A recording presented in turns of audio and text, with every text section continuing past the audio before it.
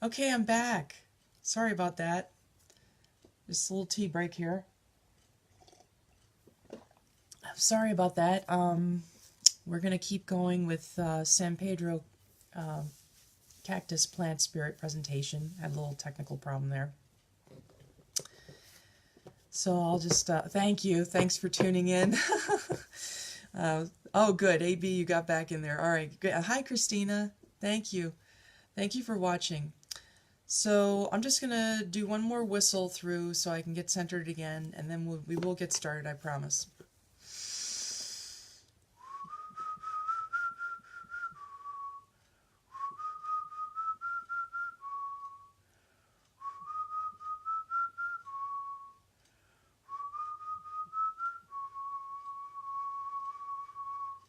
Okay. Now, I will be looking to see if you have any questions or comments or just anything to say at all, and I hope you enjoy this. Um, so my goal today is to tell you a bit about the San Pedro cactus and its plant spirit, a little bit about the history, how it came about to be such a prominent maestro plant spirit, and really to encourage you to build your own plant spirit relationship with it, or even just welcome it into your life over time, which is probably the best way to do anything when it comes to plant spirits anyway. Before I jump into a little bit about the background about San Pedro and the cactus and where it's found, I wanted to kind of go over why is it called San Pedro. One of the posts in our Facebook group, somebody had mentioned that is it a goal of these hallucinogenic substances to unlock our consciousness? And I think that was a really good question to ask, because the reason why huachuma, which is the Quechua term for the San Pedro cactus, the Jesuits, when they came to Peru, basically named it San Pedro because he's the one with the keys to the kingdom of heaven, and they felt like that was the experience that they had when they took it.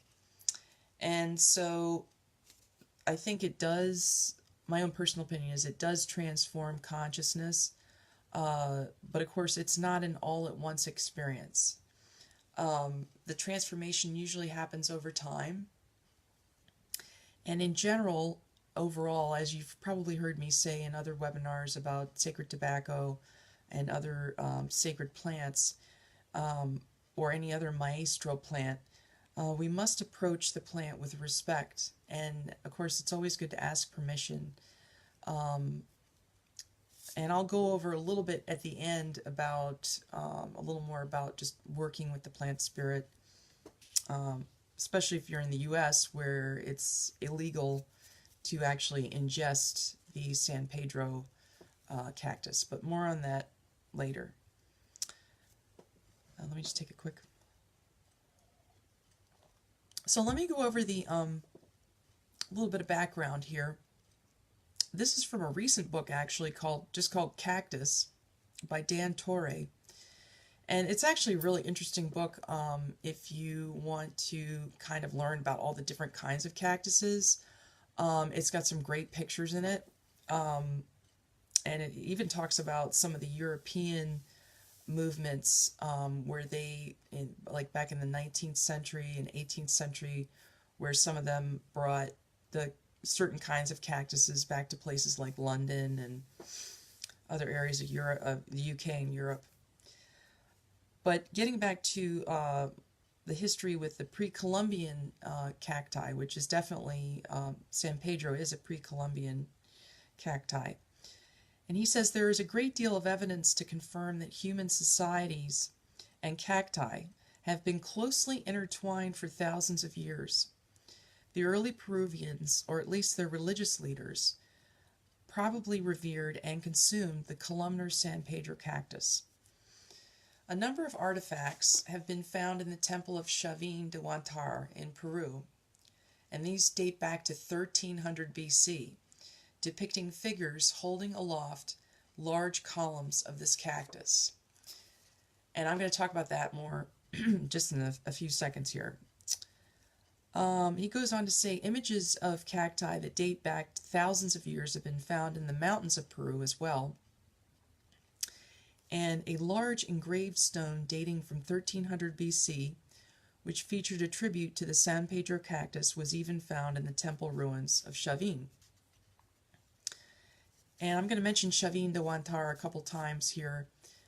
That's closer to the coast of Peru, and that's becoming, I think, a more famous ancient site that a lot of people are wanting to look at, especially in terms of traveling to sacred sites like Machu Picchu or, some of those kinds of places.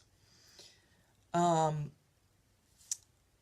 since I'm going to talk about Chavín and its connection with the San Pedro cactus, another related animal, or I should say deity, animal spirit, is with the San Pedro cactus, it is associated with the feline, as well as offerings of tobacco. And of course, you've heard me talk about in other presentations about, especially about the Mayan tobacco offerings that they found up in Central America. I believe it was in Guatemala. So it's not the first time, we've heard about this. So in the Chavín and the Origins of Andean Civilization, this is a guy named Richard Berger who is kind of coming at it from an archaeological perspective, but I thought this was really fascinating. In many parts of Native America, rituals frequently involving the use of psychotropic drugs, which San Pedro cactus would be considered that, of some sort to facilitate shamanistic transformation. Significantly, some Kupisnike, I think I'm pronouncing that right. That's a period of time right before the Chavín culture. Some of these bottles depict a feline alongside stalks of the mescaline-bearing San Pedro cactus. And I'm going to show you in a picture in just a second here. At Huaca Prieta, and just to let you know, in Peru, they tend to basically call their sacred sites huacas. So you'll hear huaca something, huaca this, huaca that. This one's called Huaca Prieta, and I looked it up, and it's, I think it's north coastal Peru. At Huaca Prieta, Junius Bird, he was an archaeologist, discovered a complete set of snuffing paraphernalia. There's that tobacco. He found the snuff tray and tube in a Kupisnike burial. And he also found fragmentary examples of similar artifacts that are known from both the north and central coast. So now I'm going to show you, getting back to Chavín de Huantar, which is an actual sacred site. It's pretty fascinating. We could probably do another webinar just on that, and that wouldn't even cover half of it. It's kind of like Machu Picchu. There's just so much to discover. But I'm going to show you while I get this next piece out here. Let me turn around so I have this ready here. I'm going to show you this first. This is from the Chavín de Huantar. Let me just tell you what it says first here. In a carving, this is Richard Berger. This is on the circular plaza of Chavín de Huantar, and you're going to see a picture of a fanged individual. It looks like a man with fangs, basically, grasping a ribbed staff or club. In modern Quechua communities of the southern highlands, this is in Peru, the staff is the principal emblem of authority. I think that's more associated with maybe more in the north, but I'll double check that later. The staff represented in the plaza sculpture. The plaza is the central area of the Chavín ceremonial area. The staff represented in the plaza sculpture closely resembles a stalk of San Pedro, which I'm going to show you in a minute, a columnar cactus whose flower blooms in the night. Its stalk has a high content of mescaline, which is an active alkaloid which produces hallucinations. That's if you take it internally. And a potent brew made from San Pedro is used in the evening curing sessions by traditional folk healers of the Peruvian North Coast, which I'm going to talk about in just a second. But before I do that, I want to show you this. And the caption says, the upper register features matching pairs of mythical figures, including this fanged anthropomorphic individual with claws. The figure holds a staff resembling stalks of the mescaline-bearing San Pedro cactus. Now, let me see if I can line this up. So you can, whoops, there you go. Now you can kind of see, you can see his hands have claws. He really appears to be a jaguar. You can see that feline theme. And you can see the San Pedro cactus he's holding. And I think the other things on top of his head are probably snakes, since serpents are very prominent in Peru as a symbol of many things. Rebirth, of course, and Kundalini, what we know as Indian Kundalini, Coyopa in Central America.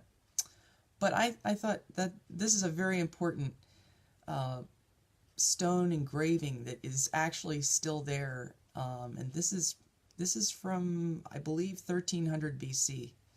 So that's pretty awesome. And that plate above it, if you're interested, is the it features what you were looking at. If you could see that, is a bunch of jaguars, 7 matching pairs of jaguars. So that's in the Chavín de Huantar. But now what we're going to do is go on to before we do that, actually, let me check and see. Oh, good, you can see the figures. Yeah, thanks, Marissa. So that is what I'm riffing off of other. I have to look up the snakes in there in this book, but if we can assume, from what a lot of us know from seeing snakes above doorsteps, like we read about in Cusco. Usually, I think those snakes were you would see in Cusco, for example, which of course is not near Chavín, but it's still in Peru, and you would see a snake above a door entry, and I believe from the book about the Andes that we read, that meant that it was a place of worship or a place of a holy place. That I think that was the association, but if I'm wrong about that, somebody can correct me. But I believe that's probably the same theme that they're using with this particular culture, even though it's at a different time period. If I find out something other than that, I will definitely put it in the comments. So I'm glad you guys could see that. Okay, so I'm going to talk a little bit about the actual healing process with it. I'm going to talk about the shamanistic healing process in a book called Healing States, which I'm sure some of you have heard of Alberto Villoldo. And he wrote this book. He studied with this, what they call a huachumero. And San Pedro is also called huachuma. So huachumero would be a person who heals with huachuma. His name was Don Eduardo Calderón. He's no longer with us, but he was a very famous folk huachumero, and was with Alberto when he wrote this book. And there's some good pieces of information in this book about the shamanistic healing that happens with San Pedro and the preparation uses. And let me just take a little sip here. So this part is going to be about the preparation, where Alberto's talking about Don Eduardo. So Don Eduardo says, the following morning, Don Eduardo invited us to his home to witness the preparation of the San Pedro mixture. He explained that shamans throughout the world use sacred plants to open up their vision. So if you associate that with, your third eye and your vision and your third eye, keep that in mind while I read. The substance of the San Pedro cactus, or huachuma, its chief ingredients are a cactus and herbs, as far as the mixture that he was using. that suspend ordinary states of consciousness. And Don Eduardo says, in Peru, the San Pedro has always been boiled. But he continued, but it is also used raw by some shamans. For us, it has to be cooked for 7 hours exactly, so that it loses 5 of its ingredients, but 2 very important mescaline-like compounds remain. And he continues that, Don Eduardo continues to say, in the huacos, which I think he is referring to ancient ceramics, which I could have shown you some pictures of ceramics, but I liked that plate better. But you'll find male and female shamans holding the San Pedro cactus. It's a little similar to what we just showed you, which is you saw the guy with the fangs, and he was holding the cactus. And they're holding it in their left hand while reciting their prayers. The San Pedro serves to connect one, and now we're talking about it from a plant spirit perspective. The San Pedro serves to connect one with the nature spirits. And this is very important. This is related to the title. It connects you to nature spirits as well as the great masters of the past and the spirits that protect certain sacred places. In addition to San Pedro, the ritual drink contains a number of other sacred herbs from the mountains and from very special lagoons, the Ilcas. One of these we call Misha, and another is the Condor. The spirits of all these herbs act together, purifying and smoothing the visions. And you might remember, those of you in the Facebook group, Shamanic Earth Medicine, you might remember there was a post maybe about a week or so ago about Las Huaringas. And that was a post about Juan Navarro, and he's also a huachumero who mostly does his work near a lagoon. And so that was very similar to what Don Eduardo was talking about. Let me just take a second before I get back to this. Let me see here. Oh, good, AB, you saw the figure. Let me see if I can get to the. I wonder the way they illustrate the face of Juan, who holds the San Pedro. Yeah, I hope it was visible to the camera. It's hard to put a book in front of the camera, but yeah, it's a fascinating picture, and the fact that they could prove that we know these are physical evidence, on a plate, on a stone, because we don't have books back then. So that was their only way of telling us this is what we were doing, and the archaeologists, from what I gather, seem to agree that that was definitely a ritualistic thing that they did, so there was a reason for that. Tanya, my partner and I were at Chavín, yes, this summer, and saw the original Portador image. Yeah, I would post a picture of it, but sorry about, yeah, I know, Facebook Live. Thank you, Tanya, for talking about that. I know you said that you had been there, and if you can, I don't know, if you have any saved on your photo, you could always post them in Shamanic Earth Medicine. That would be with a little description or something. Or if you tweet it on Twitter, because I know we were talking on Twitter, and I could try and put it up on the group too. But yeah, you've actually been there, so you know exactly what I'm talking about. So thanks for those comments, and those are great. Thanks, you guys. So getting back to Don Eduardo, when he was talking about preparing the San Pedro cactus, now this is if you were in Peru and it's legal to ingest it there. So he's saying, as I walked back to Don Eduardo, I noticed he was holding his seguro. This is S-E-G-U-R-O, and that's a bottle given to him by his teacher and filled with herbs from the high mountain lagoons. These herbs are mixed with lime juice, alcohol, and sweet oils, and represent Don Eduardo's connection with his spiritual body. In a different part of Peru, I'm going to be referring to a link that I hope to be able to post later, if it'll let me.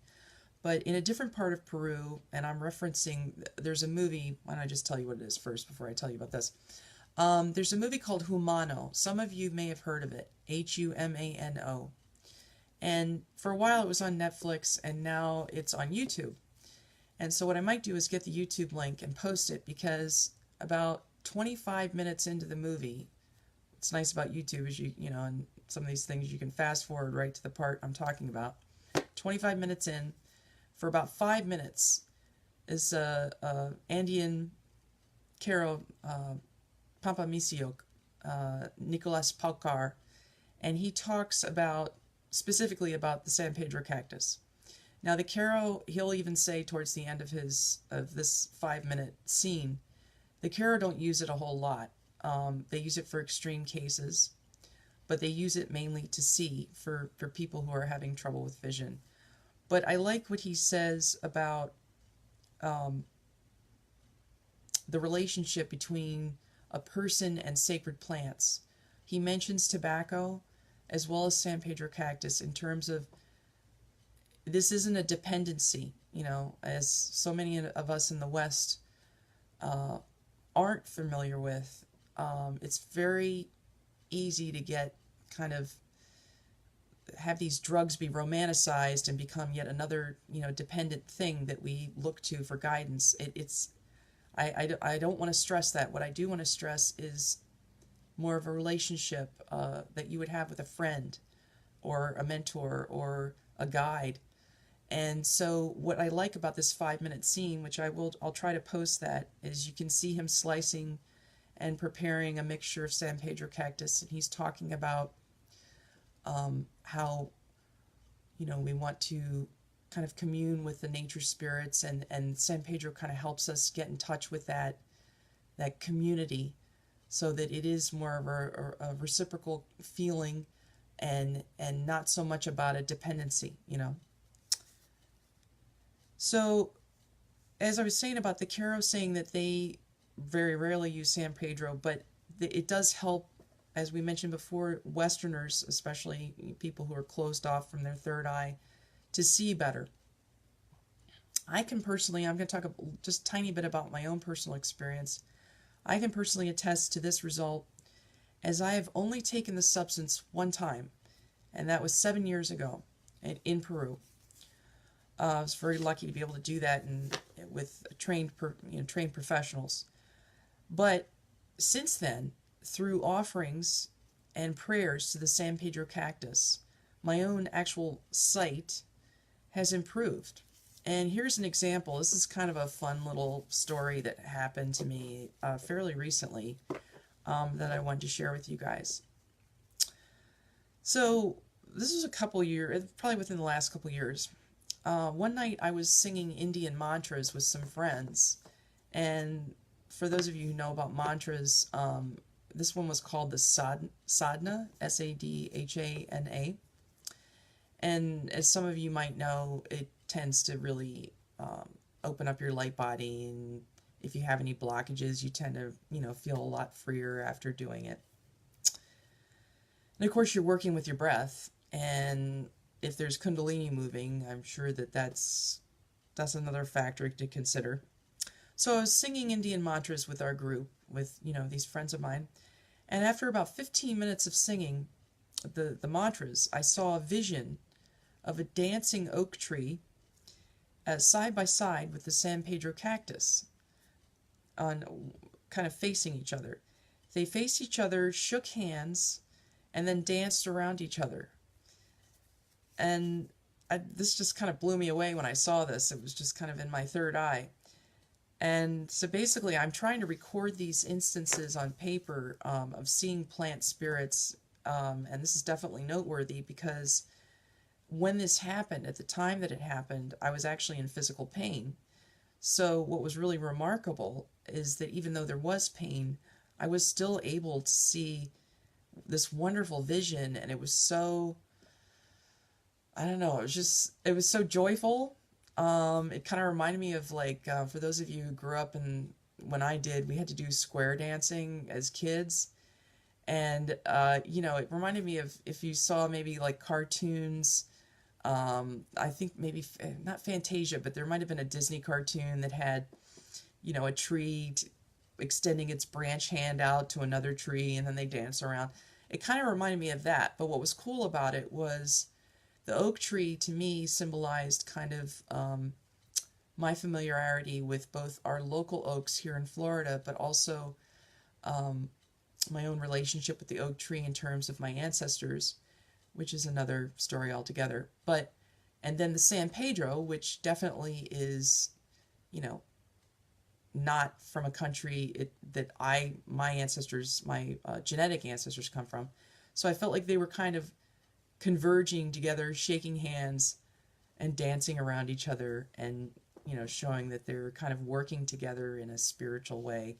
That's just one possible interpretation of it, but I'm sure there was much more going on than that.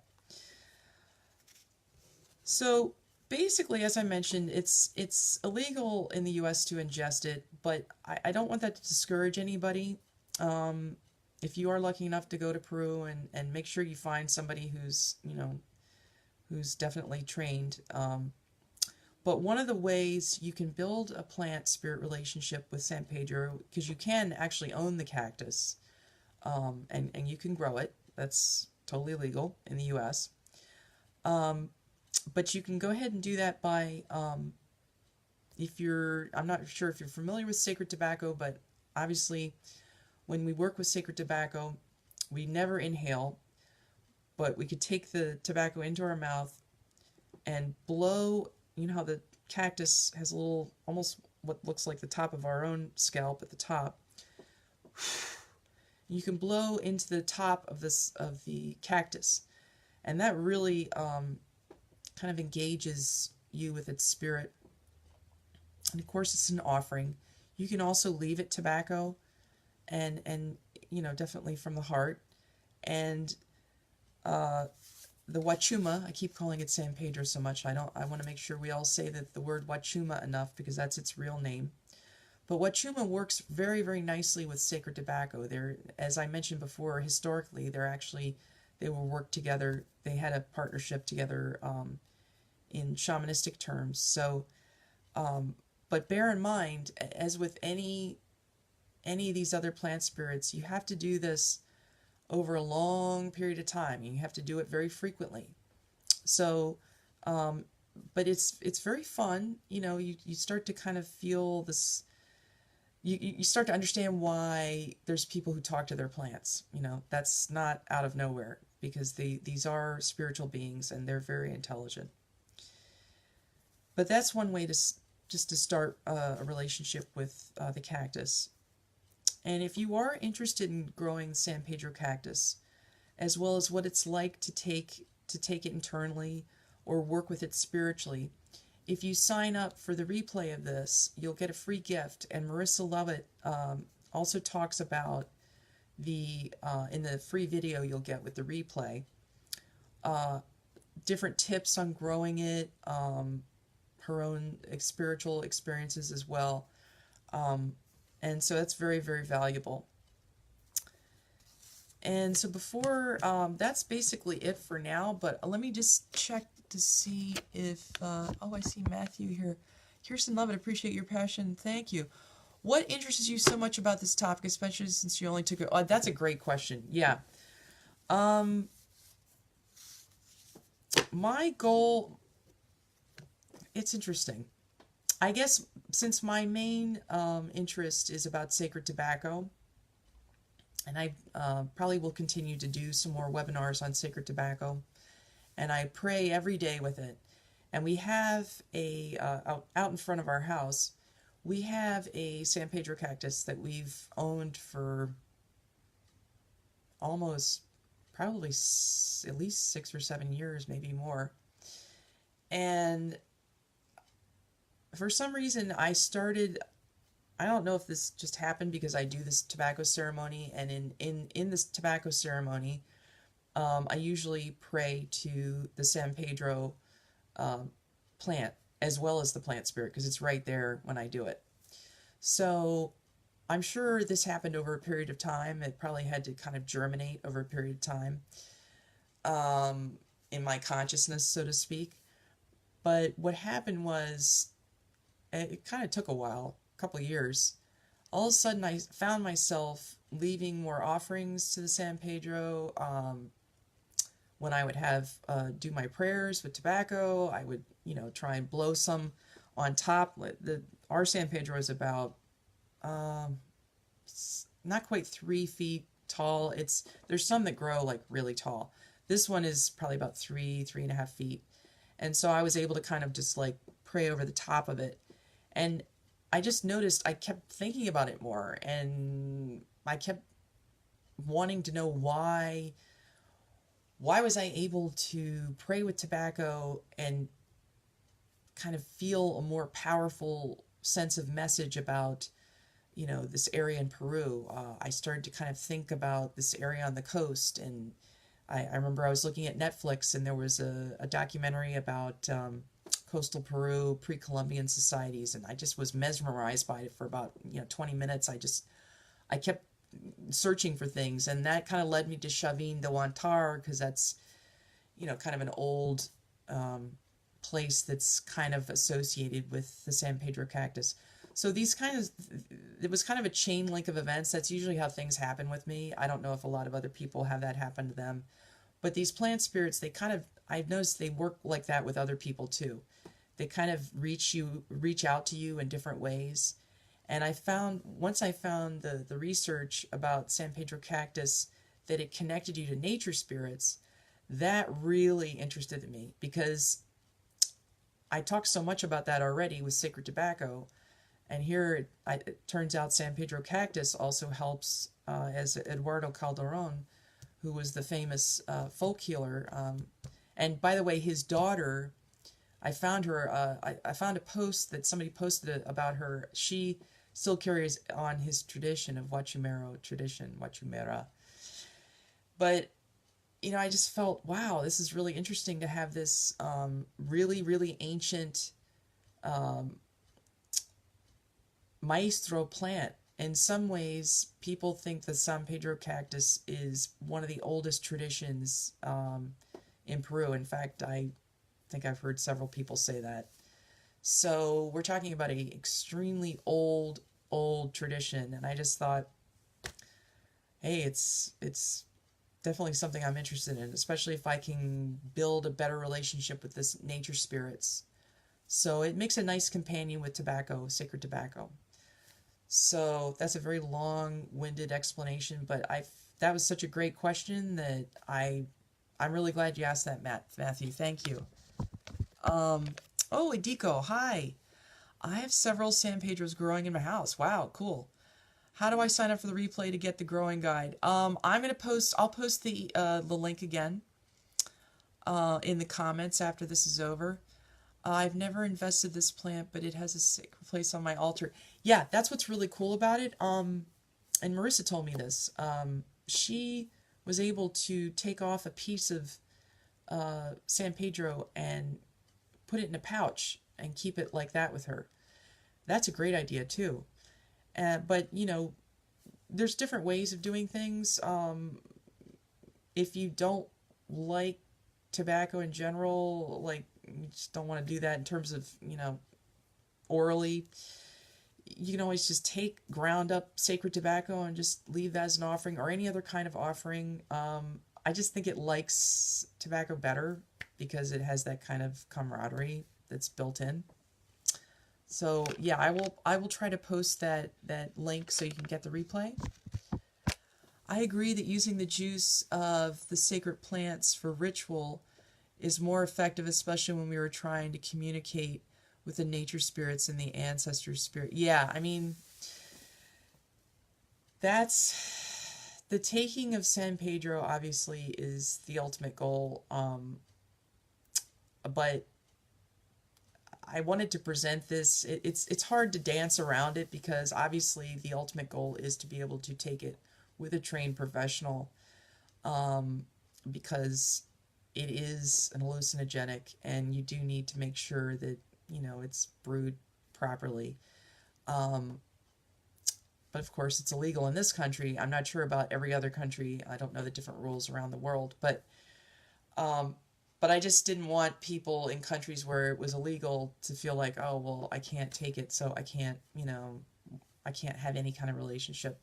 Because I really think it is still possible on a spiritual level to engage with it. But yeah, when you do actually take it, you definitely want to make sure the person or the group of people that is preparing it for you knows what they're doing. Oh, one more thing, and I think that this might be a good thing to suggest, which is this is for ayahuasca, from what I've read. This is all just based on what I've read, but I think you can apply it to San Pedro in terms of if you're looking for people to, if you're going on a retreat somewhere or something like that, in Peru especially. I think you tend to want to be around people, if you look up their bio online, who have had to have studied with vegetalistas for at least 7 to a minimum of 7 years. I think they usually take at least another 7 years after that, some of them. So when they do these apprenticeships for ayahuasca, the people who are the trained professionals that usually accompany another person who maybe is either a doctor or some kind of medical professional, but the people trained in either the Amazon or wherever it is you end up going,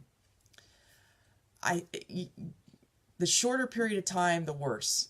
Generally you want to look for people who have spent a lot of time with this plant, because these things are not to be taken lightly. And of course, we could do a whole nother webinar on that, but there's a lot of information out there on the web already. Just be super careful if you do go to Peru, and don't fall for the quick and easy ecotourism trap that a lot of people are advertising. So hopefully I didn't diverge too much into a different area there. But I just want to wrap up with thank you for all your wonderful questions and your wonderful comments. That was really fabulous today. I did want to mention one more thing before I sign off, that we have a Patreon, Marissa and I. It's at http:// www.patreon.com/shamanic earth medicine, and that's with no spaces. So www.patreon.com/shamanic earth medicine. And for only $1 a month, you can get some exclusive content about, not just about San Pedro, but my own work with sacred tobacco. I think I'm probably going to be doing in the future a webinar on mapacho, which is very much Amazonian sacred tobacco. We'll probably come back around eventually to sacred sites again. That's always a favorite topic of ours. Marissa is always very skilled and presenting a myriad of different topics, including shamanic dream work, Indian healing methods, and various other topics. And we're always just trying to post new things and get some input into what people enjoy. But I would just like to welcome you all to that. And, let me just check out. AB has one more thing here. What is common for the shaman here in our place nowadays is wine. Yes. This discussion teaches us to reclaim the power of sacred plants. Yeah, wine is another... in some ways, I found when I was doing the Mayan Sikar and Sacred Calendar webinar a couple months ago with Marissa about the Mayan, I found a lady online who is actually an anthropologist, and I can't remember her name right off the top of my head, but she's currently on faculty in the Yucatan, of course. And she did an article, and I think I might have shared some of her research about the ritual uses of tobacco and alcohol. And I think there was one more thing, and I can't remember what it was. It might have been capal or cacao, but she included alcohol in there. And so I think that's also yet another drug that, Westerners, I'm pretty sure most of us are familiar with that. but it's very sacred. And so we could probably do another webinar on that. But yeah, excellent point. Thank you, Jenny Bragg. Thank you for coming, and thanks all of you. I hope you have a wonderful holiday season and wonderful solstice, and feel free to post any more comments or questions. I will try to post the link for the replay so you can get the free gift if you sign up for it in the comments on here. And also, I'll try and find that YouTube if you guys want to see that 5-minute clip. It's about 25 minutes into the movie Humano. But thank you very much. I hope you all have a wonderful day.